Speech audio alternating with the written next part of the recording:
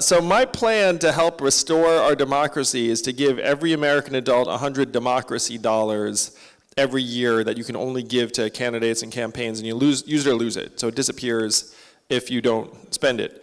But what you just said about calling people and sucking up for money is exactly right. It is soul crushing. I have had the unfortunate experience of calling a rich person and asking them for money, and I hated it, and I was like, I really would not like to do that again. And so if we can make it so that if I get, how many people are in this auditorium? Let's call it several hundred. So if I were to get several hundred people behind me, let's call it, I'll make it a bigger number, let's call it 10,000 people here in New Hampshire behind me, and you all had $100 you could give to a campaign, then that would be $1 million.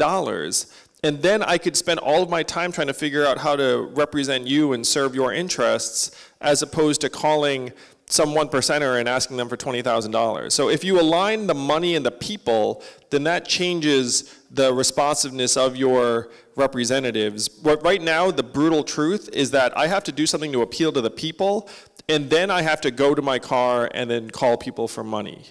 And that is going to destroy us. Now, I'm actually giving you a hypothetical because I actually don't call anyone for money when I go back to the car. I have my campaigns now raising hundreds of thousands of dollars in increments of only $18. So my fans are even cheaper than Bernie's. Thank you for all the Yang Yangers here, and thank you for being cheap. It's beautiful. But because of my cloud of supporters, I do not have to have that soul-crushing experience of calling some rich person and sucking up to them for money. And as a result, my motivations are very pure.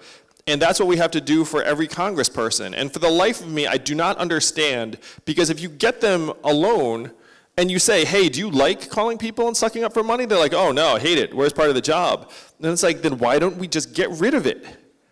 And then there's like, oh, it's just the way the system is, or something like that. And it's so dumb. I'll tell you, if I had to spend 30 to 70% of my time doing something I thought was brutalizing and not in the public interest, I'd be trying to get rid of it immediately.